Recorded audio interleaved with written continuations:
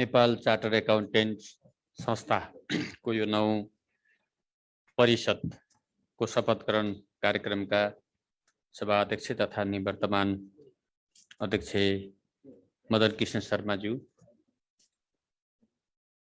यस कार्यक्रममा पाल्नुभएका मान्य महालेखा परीक्षक मान्य टङ्कमणि शर्माज्यू र त्यसै गरी अर्का अतिथि राष्ट्र बैंकका गभर्नर महाप्रसाद शर्माज्यू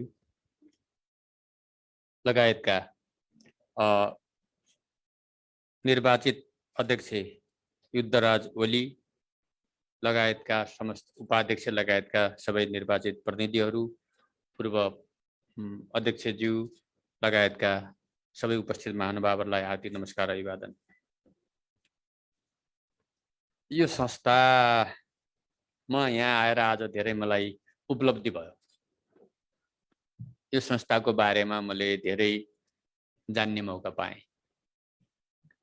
यो संस्थाको प्रोफेसनको बारेमा कुरा मैले गरेँ भने तपाईहरुको अगाडि त्यो नसौला।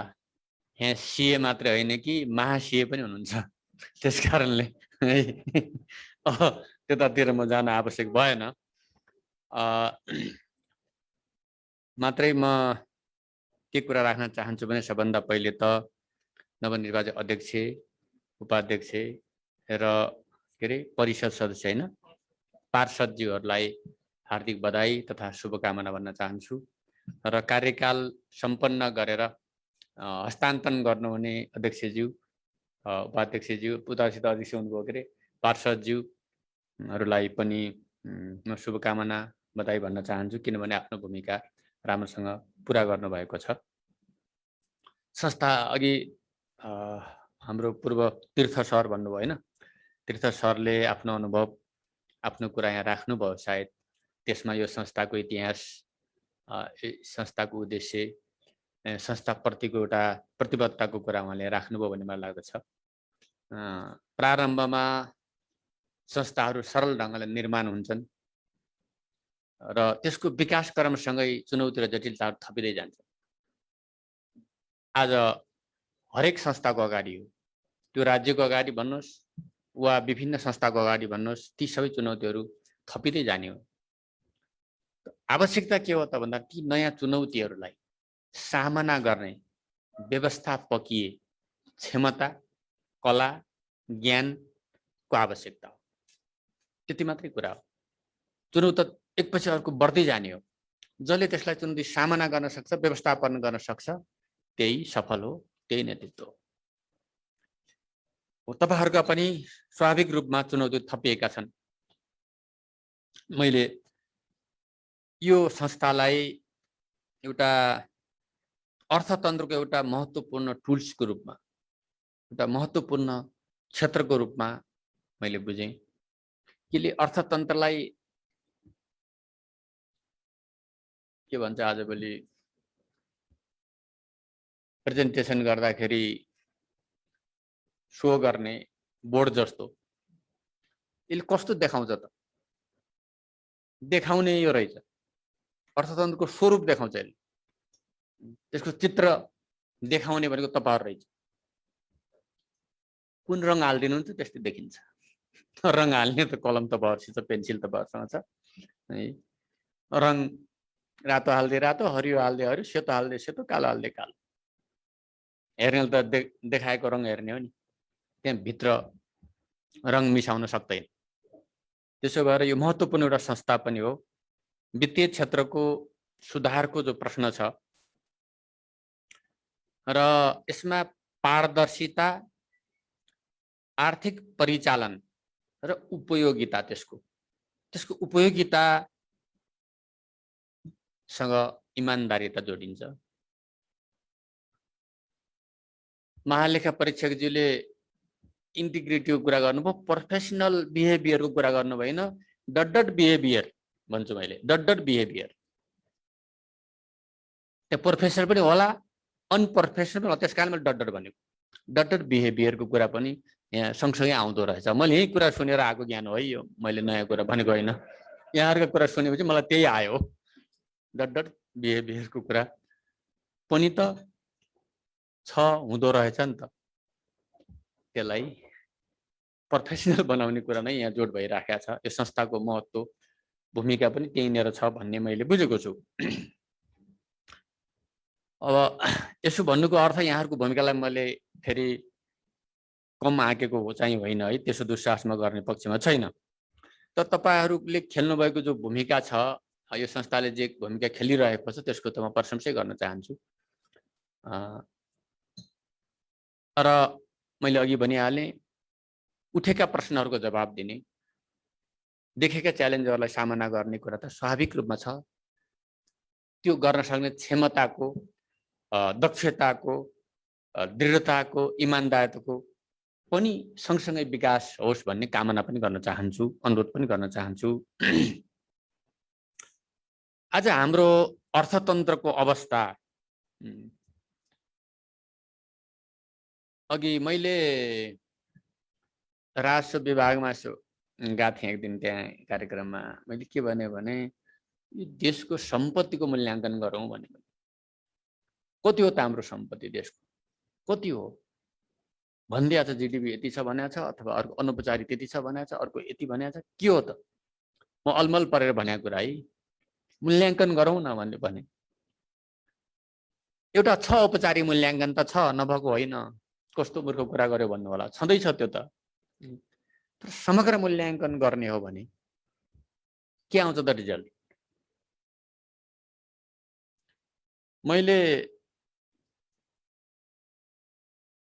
यो देशको ट्रान्जेक्सन कति हो भनेर सचिवलाई सोधेँ। कति हो त ट्रान्जेक्सन? त्यो भनेको औपचारिक रूपमा देखा पर्यो। त्यही मात्रै त होइन, फेरि समग्र मूल्याङ्कनको आवश्यकता मैले महसुस गरेको छु। अहिलेको हाम्रो अर्थतन्त्र, आर्थिक प्रणालीलाई व्यवस्थित हुँदै आइरहेको छ। म राजसभामा गएँ, त्यहाँको एउटा सिस्टम, भन्सारमा हेरेँ त्यसको एउटा सिस्टम, अडिटरहरूको एउटा सिस्टम, महालेखा परीक्षकको एउटा सिस्टम, महालेखा नियन्त्रकको एउटा सिस्टमहरू छ। तर ती सिस्टमहरूका बावजुद हाम्रा चुनौतीहरू, अघि गभर्नर साहबले भन्नुभयो नि त, सब ठिक छ तर फेरि देखियो, यही देखाउने बेठिक कि नदेखाउने बेठिक हामी, अथवा त्यो के हो भनेर मैले पनि प्रश्न गर्नु पर्यो। मैले सोधेँ मलाई, यो के हो, खै कर चाहियो भने, मैले चाहियो यहाँ उठाउनुहोस् भने, मैले के हो यसको बारेमा मलाई अलिकति बताइदिनुहोस् भने उहाँले मलाई बताउनु भयो यस्तो हो भनेर। उहाँले भन्नुभयो, उहाँको कुरा चित्तै बुझ्यो मलाई। अब महालेखा परीक्षकले राखेका कुरा यो त खोज्नुपर्छ भन्ने लाग्यो मलाई। मैले खोज्दै पनि छु अझै, त्यो मैले स्थगित गरेको छैन, छोड्या छैन है महालेखा परीक्षकज्यू। म जारी छ मेरो अभियान, अझै त्यसलाई गहिरोसँग बुझ्दै पनि छु, खोज्दै पनि छु। मुख्य कुरा हाम्रो अहिले के हो त आर्थिक प्रणाली भन्दाखेरि पारदर्शिता र जवाबदेहिता नै हो। कसरी निर्माण गर्न सक्छौँ त हामी? पारदर्शी कसरी बनाउन सक्छौँ, जवाबदेही कसरी बनाउन सक्छौँ, त्यसको सही उपयोग कसरी गर्न सक्छौँ, सही उपयोगको पनि कुरा छ।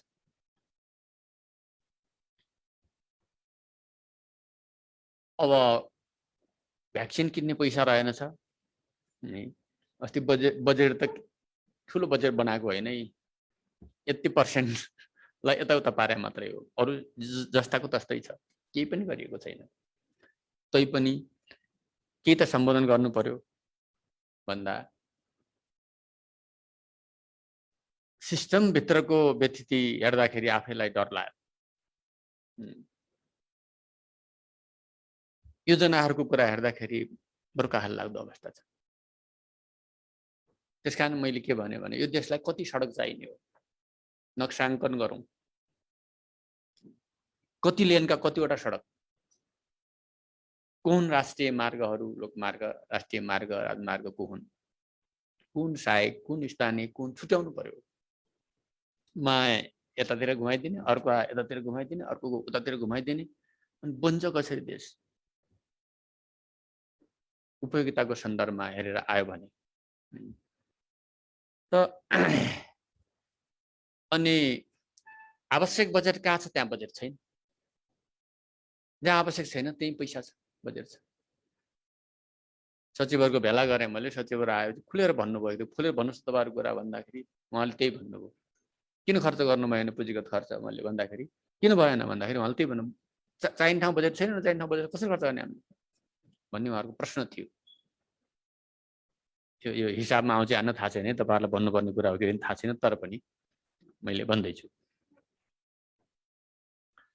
त पारदर्शिता र जवाबदेहिता र सही उपयोगको कुरा गर्न सक्यो भने हामीसित भएको सीमित स्रोत साधनले पनि हामीले आफ्नो लक्ष्यमा अगाडि बढ्न हामीलाई धेरै मद्दत पुग्छ भन्ने मलाई लागिरहेको छ। त्यो कुरा हामी अर्थतन्त्र 30 सम्म हैन, 30 सम्म हामीले के गोल गर्ने भनेको छौं नि। अब त्यो गोल यो कोभिडले कता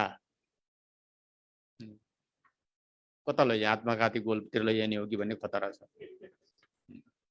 तर त्यसबाट त पछि हट्न भएन। त्यसलाई पुरा गर्नका लागि हामीले अर्थतन्त्रको पुनर्निर्माण गर्नुपर्ने आवश्यकता छ। आज त्यो पुनर्निर्माण गर्ने कुरामा महत्त्वपूर्ण कुरा के छ भन्दाखेरि पारदर्शिता नै छ, सुशासन नै छ। मुख्य कुरा त्यही हो। फेरि चुनौती त्यही नै छ। त्यहाँ त्यो कायम गर्न सकियो भने हामी गोल पनि हासिल गर्न सक्छौं भन्ने मलाई लागिरहेको छ। यो पुनर्निर्माण गर्ने सन्दर्भमा अब हामीलाई राष्ट्रिय अन्तर्राष्ट्रिय सबै लगानीको आवश्यकता छ। अडिटको हिसाब त उही हुन्छ होला, अङ्क त त्यही 1 देखि 100 नै होला के रे, हैन? अथवा 90 नै कति हो, 91, 98, 99 कति हुन्छ, त्यही नै हुने होला। हिसाब त त्यही होला। तर पनि क्षेत्रहरू नयाँ नयाँ आवश्यक छन्। खर्च गर्ने पनि नयाँ क्षेत्र छ, लगानीका पनि नयाँ क्षेत्र छन्। त नयाँ क्षेत्र अनुसारको पनि प्रणाली आवश्यक पर्छ होला। र हामीलाई अहिले मुख्य कुरा रोजगारी सृष्टि गर्नु छ। रोजगारी सृष्टि गर्नका लागि उद्योग महत्त्वपूर्ण कुरा हो। हुन त सजिलो टिकट काटेर बाहिर जाने त हाम्रो कुरामा हामी खुसी नै छौं, तर त्यसले दीर्घकालीन रूपमा अर्थ राख्ने देखिँदैन। रोजगारी सृष्टि गर्ने हो, उद्योग धन्दातिर जाने हो भने मलाई नयाँ एउटा अनुभव ज्ञान मैले हासिल गरिरहेको छु। देशको लागि, राष्ट्रको लागि भनेर एउटा निर्णय गर्दाखेरि कोलाई फाइदा भइहाल्दो रहेछ, कोलाई घाटा भइहाल्दो रहेछ, थाहा हुँदैन। कसलाई फाइदा कसलाई घाटामा त हिसाब त गर्ने कुरा आएन। यो देशमा उद्योग धन्दा कसरी विकास हुन्छ, कसरी आत्मनिर्भर बनाउन सकिन्छ भन्ने कुरा निर्णय गर्दाखेरि पनि चित्त दुखाइ। हामी आफै आफ्नो देश बनाउने रहन्छौँ भन्ने मलाई महसुस भयो। अरूले बनाउन दिन्न भन्थे, त्यस्तो होइन रहेछ। हामी आफै नबनाउने रहेछौँ। हामीलाई मजा के लाग्दो रहेछ भने अर्को के ल्याएर सहयोग गर्न मजा लाग्दो रहेछ। हामी आफू मेहनत गरेर हाम्रो आफ्नो उत्पादन गर्ने, आफ्नो उद्योग गर्ने, आफ्ना खानीहरू खोतल्ने नै तिर भन्दा अन्त्यबाट ल्याएर सुन लाउने हाम्रो बानीले वास्तवमा हाम्रो देश निर्माणमा ठुलो समस्या रहेछ भन्ने मलाई महसुस भइरहेको छ। तर त्यसलाई तोड्छु। मैले फेरि त्यसबाट विचलित छैन, तोड्ने हो। यति राम्रो सम्भावना छ, यति धेरै स्रोत छ, यति धेरै जनशक्ति छ, युवा बहुल जनशक्ति विश्वभरि गएर त्यहाँको निर्माणमा अरबका देशहरू, अन्य देशहरू निर्माणमा आजको हाम्रो युवा जनशक्ति लागिरहेछ भने हामीले यहाँ नसक्ने कुरा के छ? तोड्नु पर्ने छ। त्यसो हुँदाखेरि अब यसका लागि फेरि पनि कुरा के हो भने इमानदारी त हो। इमानदारी त बाहिरबाट हेरेर हुने रहेछ, इमानदारी आफै भित्र हुनुपर्छ जस्तो लाग्छ मलाई। अर्कोले हेर्दा इमान्दार र बेमान त उसको आँखाले हेर्दो रहेछ, त्यो पनि होला बेमान हुँदा, तर आफू छ भने फेस गर्न सकिन्छ। मलाई के विश्वास छैन फेस गर्न सकिन्छ, कसैले प्रश्न उठाउला फेस गर्न सकिन्छ, छैन भने इमान्दार छैन फेस गर्न सक्दैन। हामी आफ्नो ठाउँमा इमान्दार भएर फेस गर्नुपर्छ भन्ने मेरो मान्यता हो। अब हाम्रो अहिलेको अनौपचारिक अर्थतन्त्रलाई औपचारिक क्षेत्रमा ल्याउन चाह्यो भने हाम्रै संयन्त्रले मान्दो रहन्छ। महालेखा परीक्षकज्यूलाई यो राम्रो अनुभव छ, अर्थ मन्त्रालय चलाउन आउनु भएको, हाम्रै संयन्त्रले मान्दो रहन्छ। यहाँ पो छ त समस्या। आउन चाहन्छ, आउनको लागि त सजिलो ढोका खोलिदिनु पर्यो नि, सरल बनाइदिनु पर्यो, तब न आउँछ। बन्द गरिदिने, गाह्रो बनाइदिने, अप्ठ्यारो बनाइदिने, तर्साइदिने, अनि किन आउँछ? ढोका खोलिदियो भने सजिलै आउने देखिन्छ, सबै आउँछ। तर हामीले यसरी यस्तो बनाइदिने नीति, यस्तो बनाइदिने ऐन कानुन पस्नै नपाउने, अनि तपाईहरुलाई दुःख, हिसाब मिलाउन तपाईहरुलाई दुःख। त्यो धेरै दुःख हुनेवाला थिएन, अब सीहरूलाई दुःख छ अहिले, किन त्यो हिसाब मिलाउनु पर्यो। सरल बनायो भने धेरै कुरा अगाडि बढ्ने मैले देखेको छु। अब मैले अहिले नयाँ बजेट बनाएको पनि होइन, कुनै ठुलो परिवर्तन 3% पनि पुगेको छैन, त्यतिलाई यताउता बनाएको, त्यो पनि बजेट झिकेर कसैको हटाइदिया पनि छैन, हटाइदियो भनेर रुनु कराउँछ कसैले, मलाई चला पनि छैन, आफ्नै रिस्क मैले अलिकति रासो बढाएर त्यसैलाई यताउता पारेको मात्रै।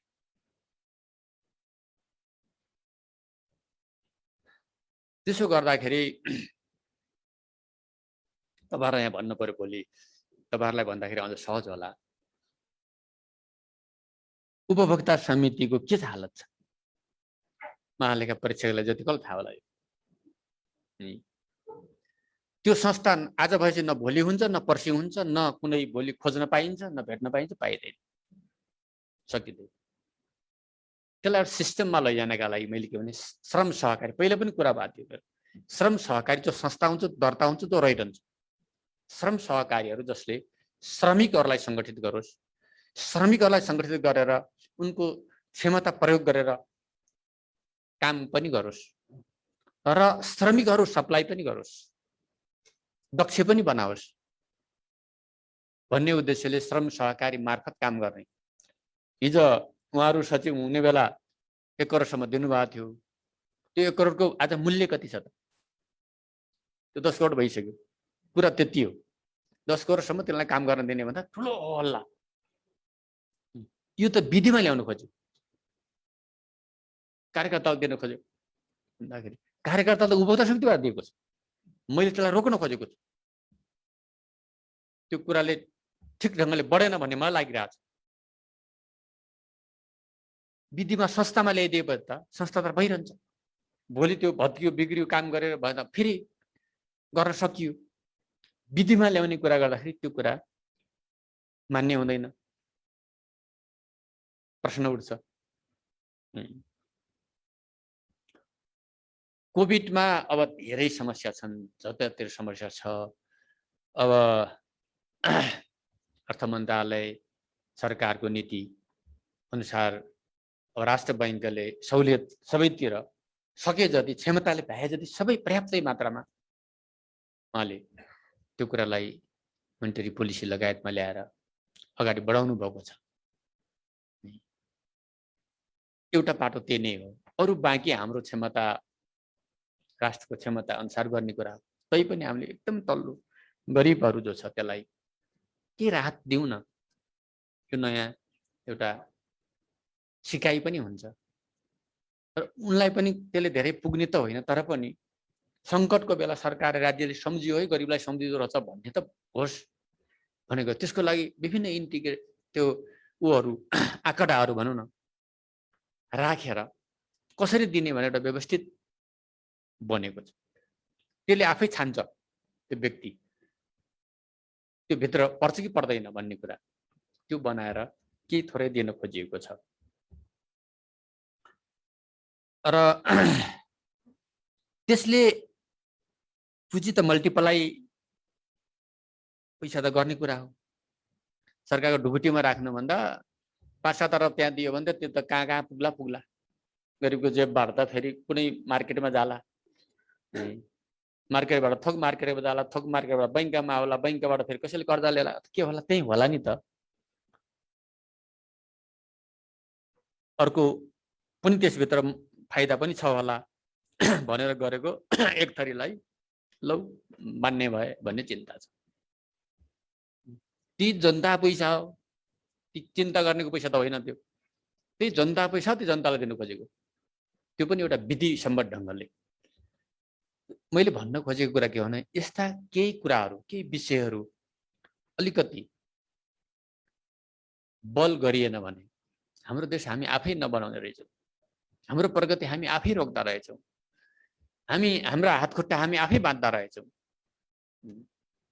अनि यता पनि चल्नु छैन, उता पनि चल्नु छैन। तपाईँहरू जति दुःख गरी अडिट जतिसुकै राम्रो गरे नि के अर्थ? त्यही भएर तपाईँहरू पनि दिक्क लाग्दो हो कहिले काहीँ, र बरु होस् भन्नुहुन्छ होला होइन। त्यस कारणले यो अन्तर सम्बन्धित कुरा रहेछ। मैले भन्नु खोजेँ अन्तर सम्बन्धित कुरा हो यो, होइन? अन्तर सम्बन्धित कुरा भएको हुनाले एउटा पाटोले मात्रै सुधार हुने होइन। यो अन्तर सम्बन्धित जो विङ्सहरू छन् ती सबैले आफ्नो ठाउँमा सुधार गर्दा मात्रै समग्र सुधार देखिने कुरा हो। त्यसको अर्थ एउटा पार्टले नगर्ने होइन, एउटा पार्टले पनि गर्दै जाँदा अर्को पार्टले पनि गर्दै जाने कुरा पनि हो।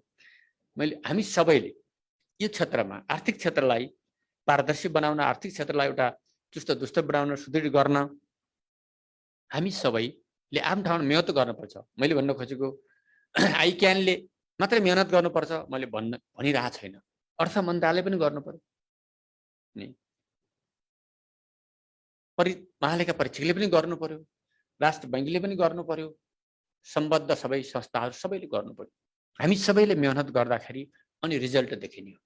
मेरो भनाइको सार यो हो, त्यो प्रतिबद्धता गरौँ। तपाईँहरूको ठाउँबाट, हामी हाम्रो ठाउँबाट, सबैले आफ्नो ठाउँबाट प्रतिबद्धता गरौँ। त्यसो गर्यो भने सुधार हुन्छ। हामी अब तीर्थ सरले अघि भन्नुभयो आजको पढाइको कुरा, गुणस्तरको कुरा, परिचय हुँदैन अहिले। अब कोभिड लागेको निमा विद्यार्थी यति खुसी छन्, तलका विद्यार्थी झन् यो के अरे ऊ पढाइ अनलाइन पढाइ भनेपछि गेम खेल्न केटाकेटीलाई सबैले गेम खेल्न सिके, नसक्नेले पनि। हिजो मोबाइल थिएन, खेल्न पाएका थिएन, अब त गेममै लागिहाल्यो। अर्कोतिर पनि समस्या त आइराखेको छ। पढाइको गुणस्तर, हाम्रो शिक्षाको गुणस्तर, लगानी पनि त छैन राज्यको। राज्यको लगानी पनि शिक्षामा जे हुनु पर्थ्यो त्यो छैन, भन्दा गुणस्तर खस्किँदै गएको छ। हाम्रा मूल्य मान्यताहरू स्खलित हुँदै गएका छन्, हाम्रो संस्कृति विकृत हुँदै गइरहेको छ।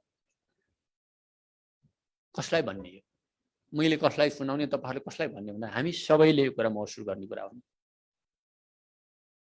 म आफ्नो ठाउँमा आफूलाई सच्याउनमा तयार छु कि छैन? म आफ्नो ठाउँमा निस्वार्थ भावले म काम गर्न तयार छु कि छैन? मलाई सोध्ने कुरा हो नि, अरूलाई सुनाएर त अर्थ छैन।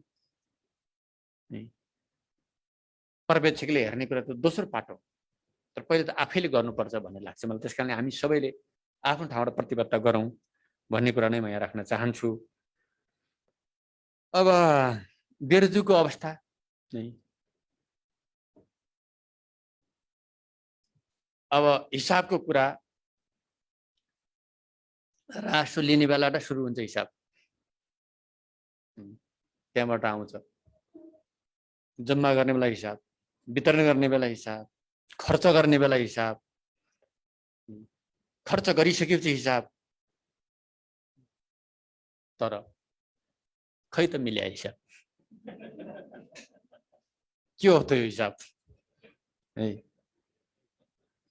किन मिल्दैन त यो यसको समाधान गर्ने के कसरी हो यसको समाधान मलाई यसमा ज्ञान छैन अब अर्थ मन्त्रालयको सल्लाहकार संस्थाको हैसियतले म तपाईहरुसँग माग गर्न चाहन्छु दिनुस् फिडब्याक हिसाब ठिक ढंगले लैजाने के हो तपाईहरुको क्षमता तपाईहरुको योग्यता है त्यो चाहियो कुनै पनि बेला तपाईहरु अर्थ मन्त्रालयको ढोका तपाईहरुलाई खुला छ रहिरहन्छ म सिक्न चाहन्छु तपाईहरुबाट मैले तपाईहरुबाट सिकिन भने म आफै जान्ने म जान्दैन त म कसरी जान्ने भने त्यो तपाईहरुको ड्युटी हो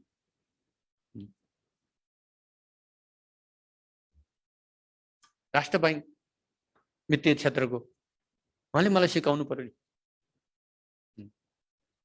महालेखा परीक्षक उहाँले मलाई सिकाउनु पर्छ मैले सिक्न नचाहे पो मेरो गल्ती छ म चाहन्छु भन्दा तपाईहरुले सिकाउनु पर्यो नि अध्यक्षज्यू यो हिसाब मिल्ने तरिका सिकाउनुस् मलाई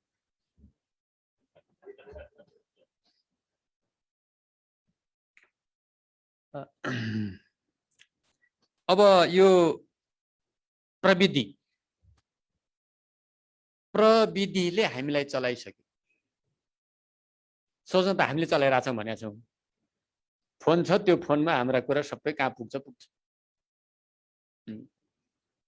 राख्न त हामी राखेका छौँ तर हाम्रो सबै रिपोर्ट अन्तै गर्छ हामी कहाँ गयौँ सबैलाई थाहा छ हामी के बोल्यौँ सबैलाई थाहा छ हामीले के गर्छौँ यो पनि ठिकै छ खुला समाज राम्रै हो यो कुरा तर प्रविधिले हामीलाई चलाउन थाल्यो प्रविधिलाई चलाउन सक्ने क्षमता चाहियो नि अब हाम्रो यहाँ छ चुनौती म अस्ति राजस्व कार्यालय गएको थिएँ त्यहाँको त्यो सिस्टम हेरेँ मैले यो साँचो क्वेसन छ मैले सोधेँ क्या म त ज्ञान छैन यसको मुख्य कुरा कहाँ छ अहिले त सरकारको हो नि बाहिर जान्छ अरे क्या डाटा यहाँ पनि त्यस्तै हो कि डर लागेर मैले सोधेँ कहाँ हुन्छ यसको कतै गाँसिया छैन छैन हाम्रो मात्रै हो भन्नुभयो म त्यो ढुक्क छु के हो थाहा छैन अब महालेखा परीक्षकले अडिट गर्नुभएको छ त्यहाँ ढुक्क होला है भन्दाखेरि प्रविधि चलाउने क्षमता यदि भएन भने प्रविधिले हामीलाई चलाइदिन्छ प्रविधि त सहयोगी हुनुपर्ने हो कमानुले गरिदियो भने के हुन्छ त मान्छेको मस्तिष्क त सिद्धियो त काम लागेन त अनि कहाँ पुग्छ यो समाज यो दुनिया यो चुनौती आज हाम्रो अगाडि छ नि अब अरु धेरै कुरामा लामो नगरौं बेरोजुको काल लाग्दो अवस्थालाई तपाई हामी सबैले मिलेर त्यसलाई एउटा ठाउँमा ल्याउनै पर्यो अन्य पारदर्शितामा पनि हामी सबै दृढतापूर्वक लागौं उपयोगिताको सन्दर्भमा लागौं एक दुईटा कुरा मलाई भन्न मन छ यो हावा भरिएर बढ्ने मूल्य बारे यहाँहरुको के राय छ होला त्यो राय म लिन चाहन्छु यसमा धेरै बोल्न पनि मिल्दैन रे त्यही सिकाछन् मलाई तर हावा भरिएको मूल्य खुस्कियो भने के हुने हो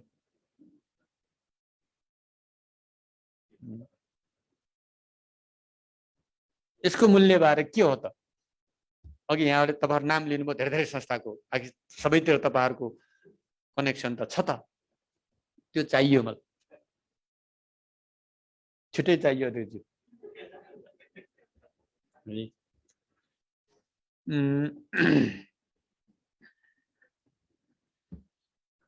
अब यो मैले यहाँ कुरा सुने अघि एउटा कुरा मलाई भन्न मन लाग्यो कहिलेकाहीँ कानुन व्यवसायी वकिल साथीहरु बस्छु र कुरा सुन्छु कि कुरा सुन्दाखेरि त्यो कानुनको धाराको व्याख्या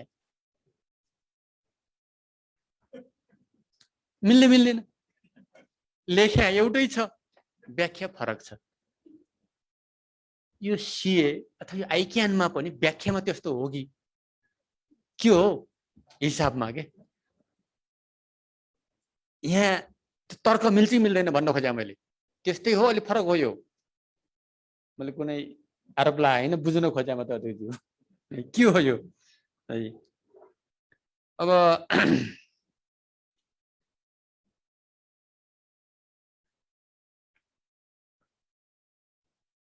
खैर, वित्तीय क्षेत्रको सुधार, पारदर्शिता लगायतका च्यालेन्जहरूलाई तपाईँ हाम्रो संयुक्त प्रयासमा हामी सामना गरौँ र अन्तमा हिसाब गर्दा उहिले अङ्कगणित पढ्दा के अरे शेष अङ्क आउँथ्यो नि, यो एकाउन्टमा शेष अङ्क आउँदैन, आउँछ भने त्यो कहाँ जान्छ शेष अङ्क, मलाई जिज्ञासा छ।